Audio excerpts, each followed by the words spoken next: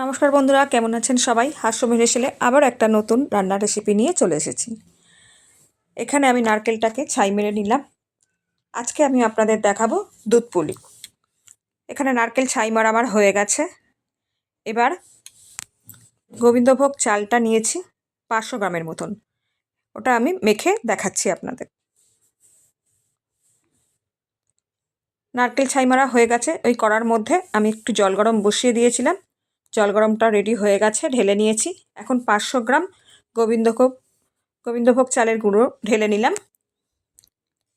দিয়ে দেবো 1 চা চামচের মতন নুন, দিয়ে ভালো করে মিশিয়ে নেব।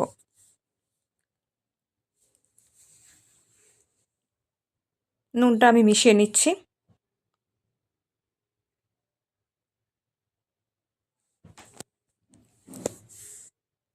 এবার আমি অল্প অল্প গরম জল দিয়ে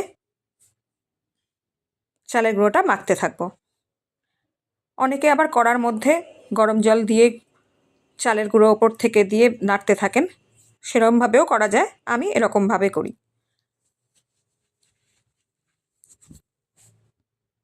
আমার ঠাকুমা এইভাবেই করতেন, আমি সেটাই আপনাদের সাথে শেয়ার করছি।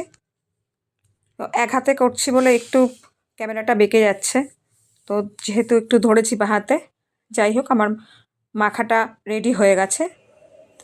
দেখে বুঝতেই পারছেন যে কতটা নরম হয়েছে। এবার এই মাখাটা আমি 1 ঘন্টার মতন ঢাকা দিয়ে রেখে দেব।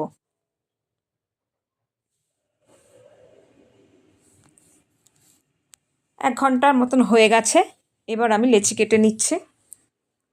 লেচি কেটে গোল গোল করে রেখেছি। এবার ওর মধ্যে আমি পুর ভরে পিঠের সাইজটা আকার করে আমি এবার রেডি করছি।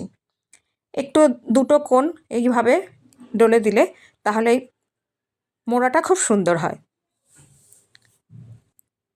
আমি যেভাবে করছি আপনারা যদি মনে করেন এইভাবে করবেন, তাহলে করে দেখতে পারেন। এতে কি হয়, পিঠেটা ভাঙবে না। আগে বাটির আকার করে নিচ্ছি, করে নিয়ে পুরটা ভরবো। আমার নতুন বন্ধুদের জন্য বলছি, যারা আমার চ্যানেলে নতুন এসেছো তাদেরকে অবশ্যই বলবো, আমার চ্যানেলটি অবশ্যই তোমরা একটু সাবস্ক্রাইব করে নিও, এবং নতুন নতুন ভিডিও দেখার জন্য তোমরা বেল আইকনটা ক্লিক করে রেখো, যাতে নোটিফিকেশানটা ঢোকে।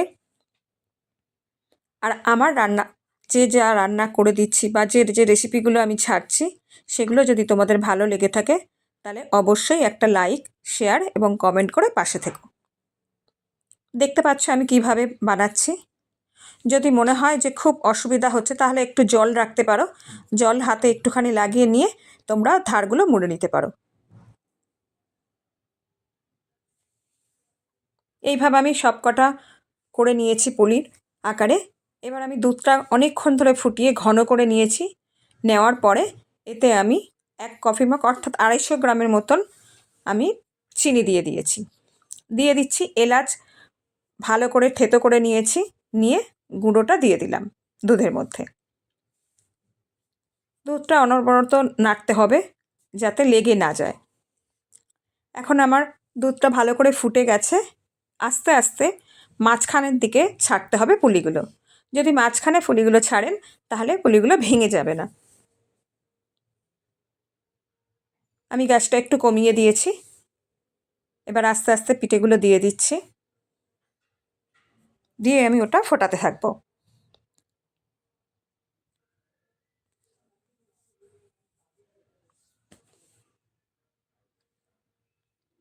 আমি যেভাবে পিঠেটা বানালাম তোমাদের যদি ভালো লেগে থাকে তাহলে তোমরা অবশ্যই কেমন হয়েছে সেটা দেখে জানিও, এবং তোমরাও চেষ্টা করো যেভাবে আমি বানিয়েছি সেইভাবে বানানোর।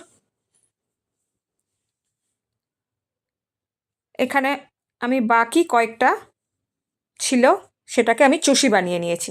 অল্প একটু চালের গুঁড়ো ছিল, সেগুলো দিয়ে চুষি বানিয়ে নিয়েছি, নিয়ে ওপর থেকে দিয়ে দিলাম। দিয়ে দেখছো পিঠেগুলো ফুটছে, ভেসে উঠেছে মানেই তাহলে জানবে ওটা সিদ্ধ হয়ে গেছে। এখন আমি গ্যাসটা বন্ধ করে দিলাম। আমার দুধ পুলি রেডি। এবার আমি তোমাদেরকে পরিবেশন করে দেখাচ্ছি।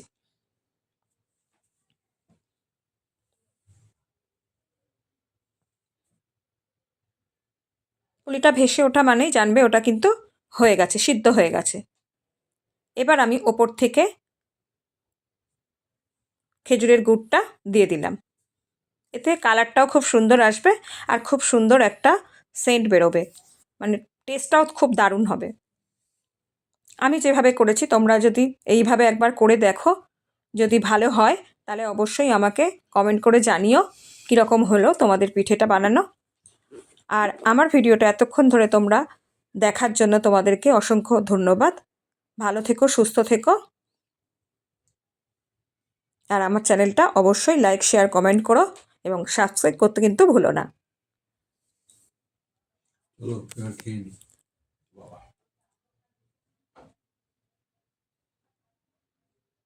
আমি এবার অন্য পাত্রে ঢেলে দেখাচ্ছি।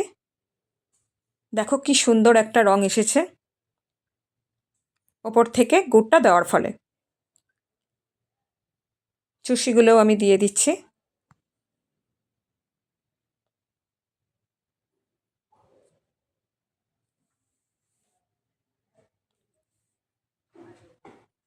সবাইকে অসংখ্য ধন্যবাদ এতক্ষণ আমার ভিডিওটি ধৈর্য ধরে দেখার জন্য।